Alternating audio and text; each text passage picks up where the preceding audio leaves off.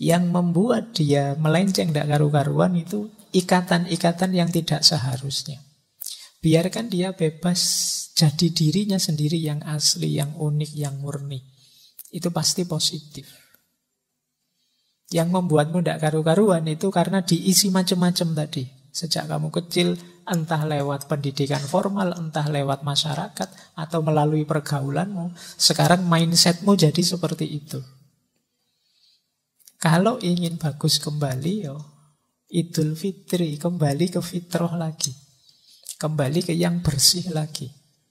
Segala kontaminasi disisihkan. Nah, ini gaya humanis. Meskipun nanti dalam sejarah ada humanisme zaman Renaissance. Humanisme zaman Renaissance itu lebih fokus pada manusia dengan akal budinya yang jangan lagi dipenjara, jangan lagi dibatas-batasi oleh agama, oleh ideologi dan lain sebagainya.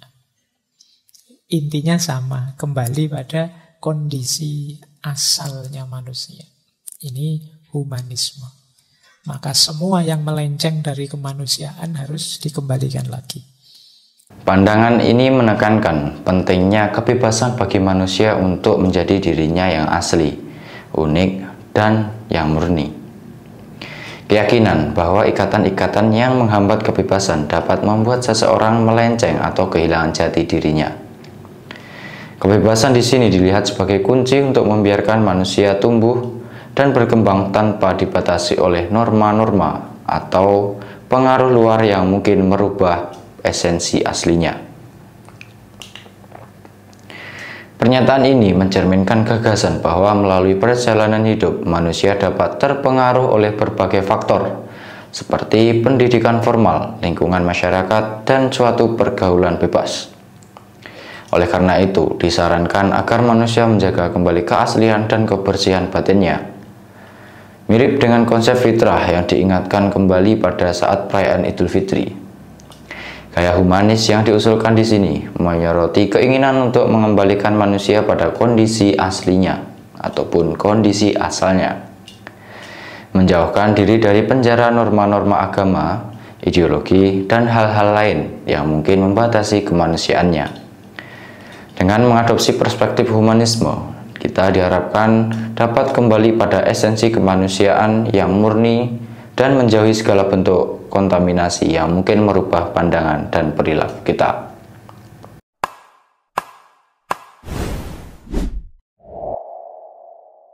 Dua aliran dalam dunia pendidikan yang menurut saya dua-duanya bagus meskipun caranya berbeda. Yang kita bahas minggu lalu dan minggu ini, itu alirannya namanya naturalisme. Termasuk Tagore ini aliran naturalisme. Mungkin minggu depan kita ketemu yang sejenis idealisme. Jadi ada dua aliran model pendidikan dalam filsafat pendidikan. Yang satu dikenal sebagai naturalisme, yang kedua dikenal sebagai idealisme. Saya bilang dua-duanya ya sama-sama bagus, asal kita jeli membaca situasi, terapkan dalam situasi yang pas.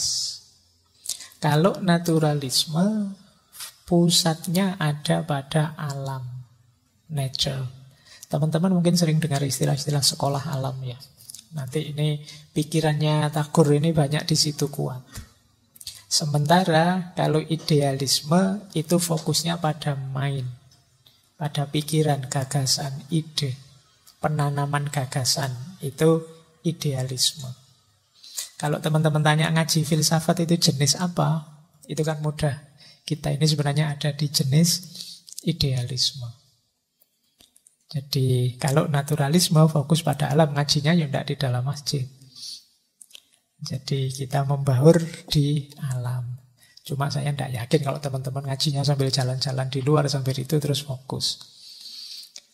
Makanya tadi saya bilang ya gunakan dengan dosis yang tepat untuk situasi yang tepat. Dua-duanya bagus. Nah, kalau naturalisme fokus pada siswa, pada murid, pada anaknya. Kalau idealisme fokus pada gurunya. Jadi kalau idealisme itu ya fokusnya pada guru yang hebat. Nah, kalau di naturalisme lebih pada bagaimana muridnya bisa aktif. Zaman dulu saya sekolah SD itu terakhir-terakhir ada istilah di Indonesia ini CBSA, cara belajar siswa aktif. Siswanya yang disuruh aktif. Ya meskipun saya bilang minggu lalu ya sebenarnya ya model ngajarnya sama saja. Tapi istilah kurikulumnya agak berbeda. Nah, jadi ini kalau naturalisme fokus pada murid. Kemudian kalau naturalisme posisi guru itu kalau istilahnya Ki Hajar tutwuri handayani. Guru tidak terlalu cerewet, apalagi kayak saya ini ngomong rong jam itu sangat tidak natural. Jadi yang pinter saya terus. Makanya sering saya bilang saya itu terima kasih dengan teman-teman, dengan kalian yang masih setia mendengarkan ngaji filsafat, karena membuat saya tambah pinter. Saya kan terpaksa harus belajar, terpaksa harus membaca setiap kali mau ada sesi. Kalau kalian kan santai-santai aja. Paham, tidak paham, suka-suka saja kan kalian tidak paham, ya wis, paham, ya wis. Kalau saya kan tidak bisa begitu. Jadi kalau ada yang tanya yang paling diuntungkan pertama itu ya saya. Karena ini model teacher center. Jadi yang jadi center yang ngajar. Makanya anggap saja ini model yang idealis tadi. Tapi ya tidak apa-apa. Meskipun sedikit-sedikit semoga teman-teman bisa ngambil manfaatnya lah. Ya wis. Anggap saja ini kalian lagi males baca buku terus saya membacakan gitu aja ya. Baik, jadi ini ciri selanjutnya. Jadi kalau di model naturalis, guru itu tuturi handayani. Dia hanya ngomong saja. Biarkan muridnya tumbuh sesuai keunikan bakat dan potensinya.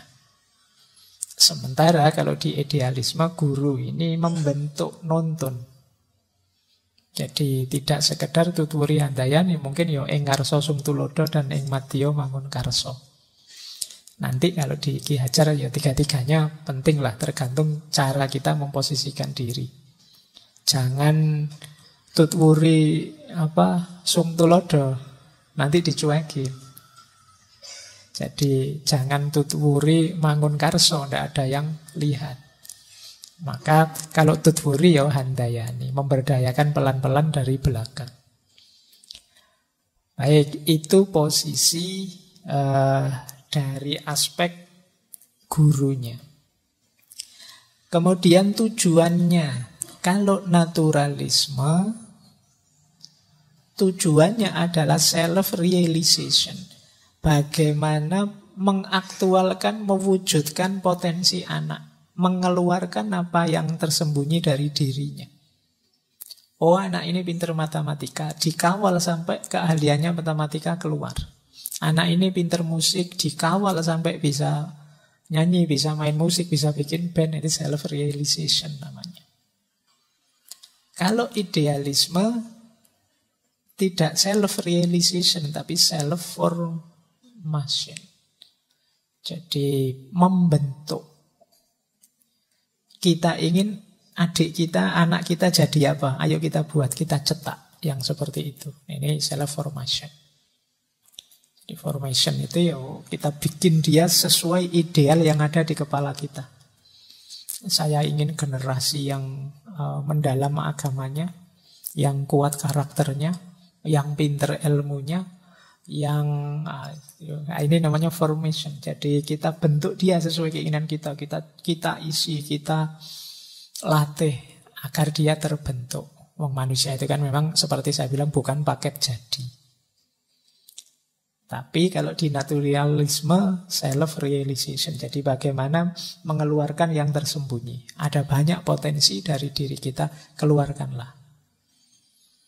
Ini untuk konteksnya anak-anak ya. Kalau untuk teman-teman mahasiswa sebesar ini ya, harusnya yang tersembunyi sudah keluar.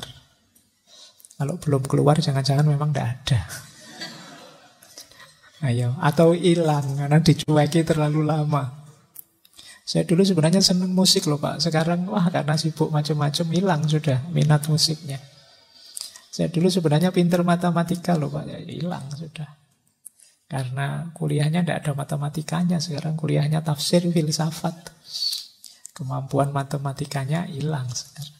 Nah, apa bisa Pak? Keunikan bakat terkubur ya bisa saja.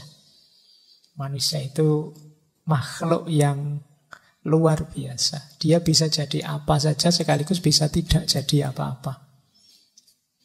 Jadi kita itu bisa luar biasa, tapi bisa juga biasa-biasa, bahkan bisa jadi asfala safilin.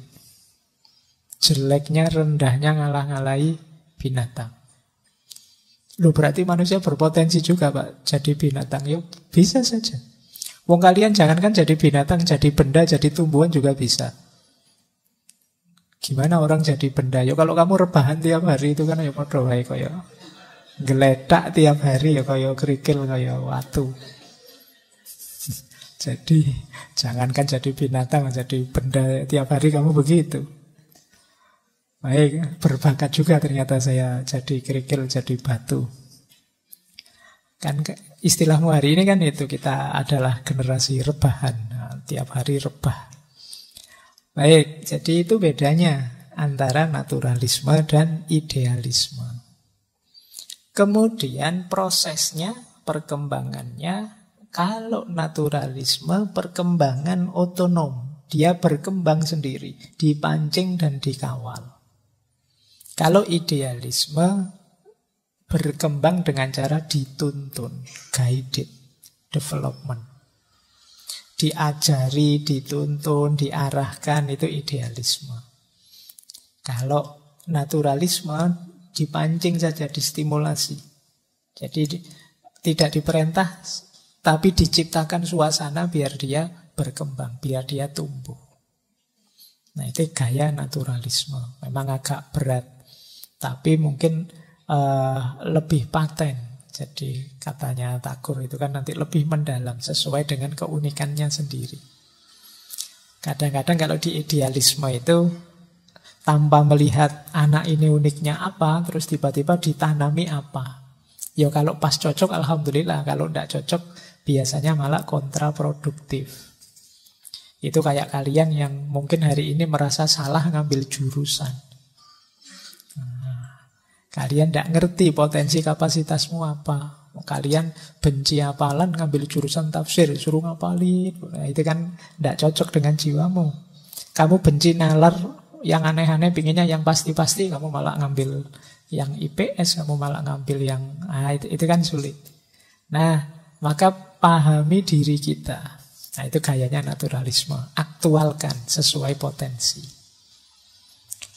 Baik, ya saya bilang tadi ya masing-masing ada ranah, ada kebenarannya sampai level tertentu. Ya sejarah berputar karena dua gaya ini. Baik gaya A maupun gaya B, naturalisme maupun idealisme. Saya lanjutkan, kalau naturalisme kurikulumnya lebih menekankan pembentukan karakternya. Jadi kalian dibentuk misalnya jadi orang yang serba ingin tahu, yang semangat belajarnya tinggi, yang daya jelajah eksplorasinya luar biasa. Itu kalau karakter terbentuk, dibiarkan lepas sendiri bisa berkembang luar biasa. Jadi fokus ke membangun karakter. Kalau di idealisme fokus pada ilmunya, ini dikasih apa, diberi apa. Jadi yang satu fokus ke mekanisme mesinnya, yang satu fokus ke bahan bakarnya. Ya karakter kan penting. Ada yang misalnya apalannya banyak sih tapi males misalnya. Itu males, ini karakter. Dia ngerti macam-macam sih tapi dia tidak terlalu semangat untuk menganalisis misalnya. Ini karakter. Di naturalisme difokus pada karakternya. Dengan asumsi tersendiri. Nanti kita belajar ini banyak di Tagore. Dan kalau itu naturalisme, gaya ngajarnya learning by doing. Jadi ada kreativitas-kreativitas, ada aktivitas-aktivitas, tidak monoton ceramah. Kalau idealisme mungkin banyak penanamannya, jadi banyak ceramahnya. Ya memang tipe pembelajar kan memang beda-beda. Ada orang belajar itu tidak bisa diam. Sambil beraktivitas apa saja dia bisa belajar. Ada yang harus sepi. Ada yang kalau sepi malah tidak bisa belajar, ngantuk. Ada yang macam-macam. Mungkin kalian yang suka ngaji ini tipenya bukan tipe pembaca, tipenya pendengar. Kalau baca ngantuk. Oh, saya mendengar juga ngantuk, Pak. Iya. Saya membaca ngantuk, saya mendengar ngantuk. Ya sudah, berarti memang bukan tipe belajar. Ya kalian cari ya gaya belajarmu yang lebih mudah. Mungkin banyak orang yang lebih mudah itu learning by doing. Belajar ya dengan segala yang ada di sekeliling kita. Nah, itu learning by doing. Kalau itu sekolah, berarti sekolahnya membuat atmosfer, membuat situasi yang muridnya banyak belajar dari lingkungan di sekolah itu. Itu namanya learning by doing. Jadi malam hari ini sebenarnya termasuk minggu lalu kita belajar tentang aliran pendidikan yang namanya naturalisme ini. Kalau yang idealisme kalian sudah ngalami sejak SD mungkin sampai hari ini. Cara belajar yang model idealis tadi. Baik, bismillah kita mulai dari beliau Rabindranath Tagore. Ayah beliau namanya Debendranath. Nama beliau sebenarnya Rabi. Rabi bahasa India ya. Bayanganmu Rabi bahasa Jawa. Jadi beliau ini karya-karya sastra beliau, novel, fiksi beliau luar biasa. Yang paling terkenal Gitanjali. Gitanjali itu nyanyian persembahan. Boleh kalian cari terjemahannya, banyak. Sejak lama sudah diterjemah dalam bahasa Indonesia kalau saya tidak salah. Baik, siapa sih beliau ini? Ini profil filosofis beliau. Beliau dikenal sebagai seorang spiritualis, humanis, idealis, naturalis, internasionalis. Wah, banyak sekali ya. Saya tidak tahu kalian bisa tidak membuat profil ini untuk diri kalian sendiri. Aku itu apa? Spiritualis? Tidak, Pak. Humanis? Tidak paham itu apa, Pak. Idealis? Tidak juga. Pragmatis mungkin. Naturalis? Tidak tahu, Pak. Internasionalis? Tidak paham.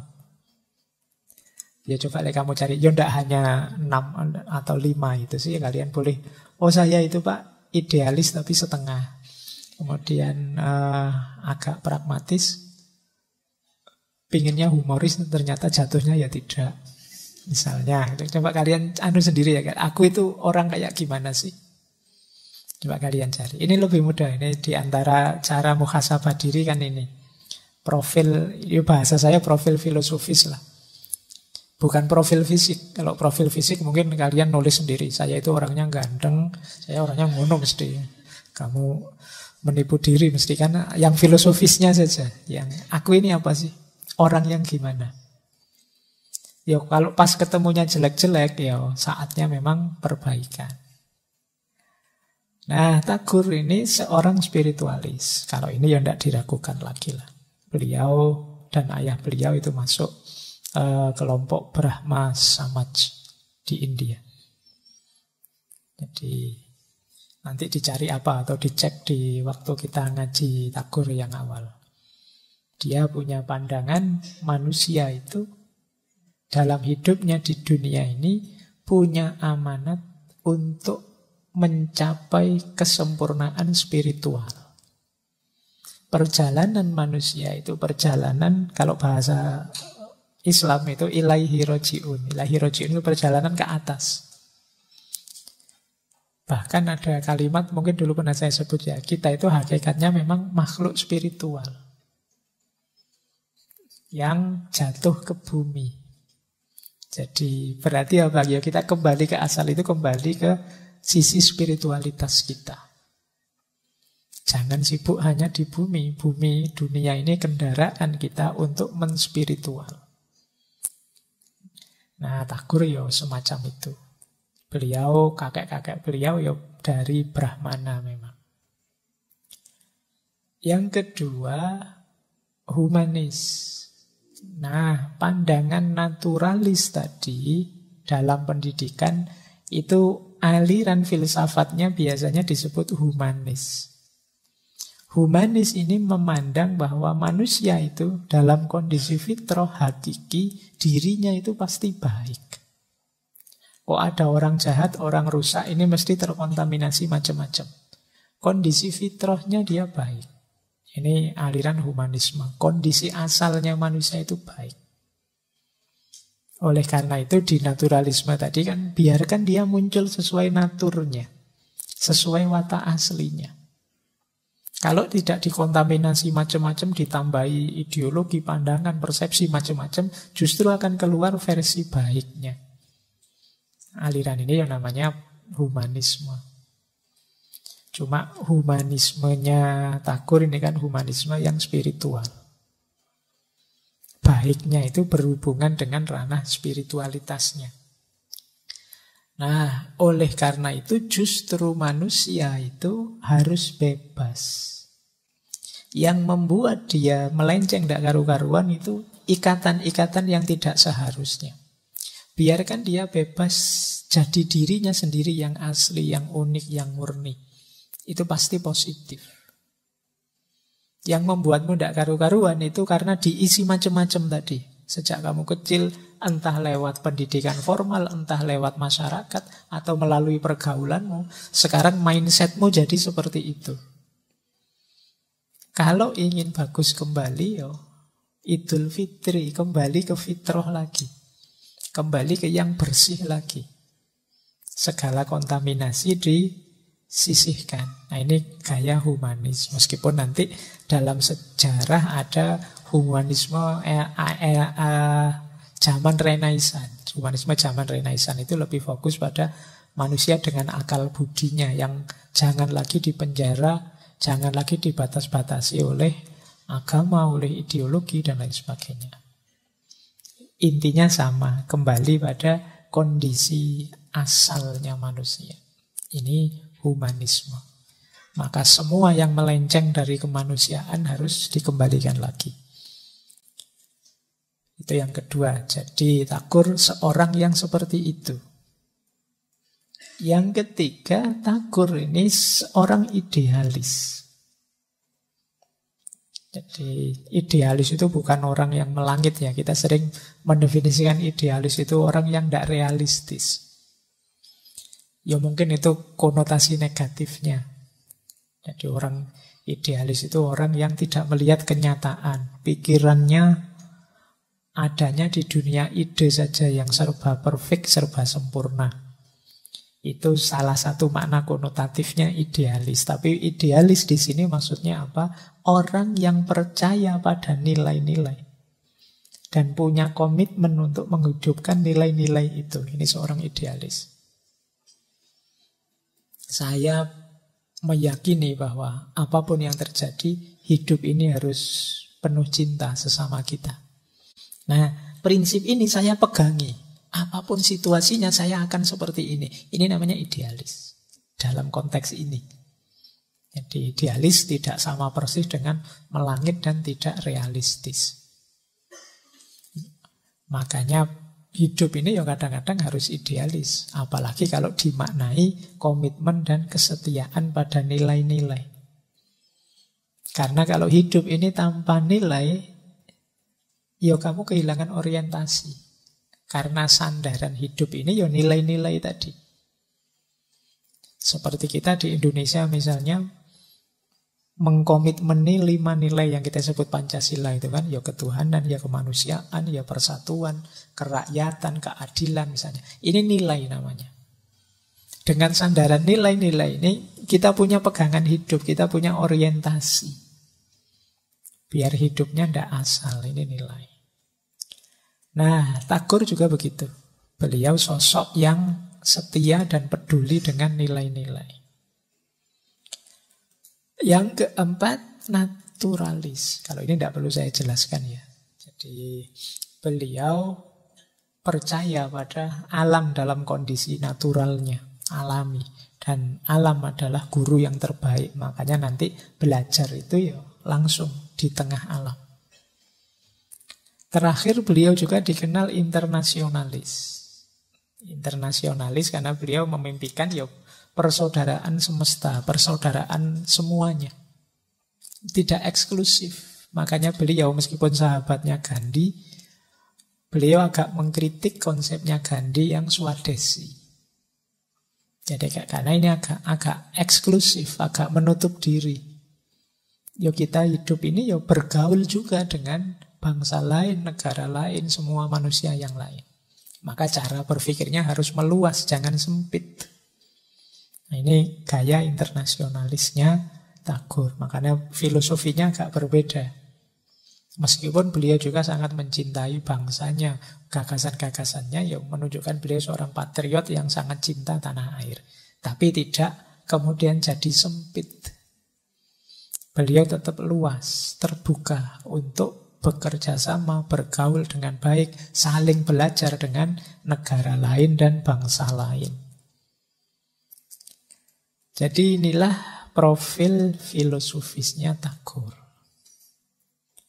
Beliau dikenal sebagai seorang spiritualis yang humanis, yang idealis, yang naturalis, yang internasionalis.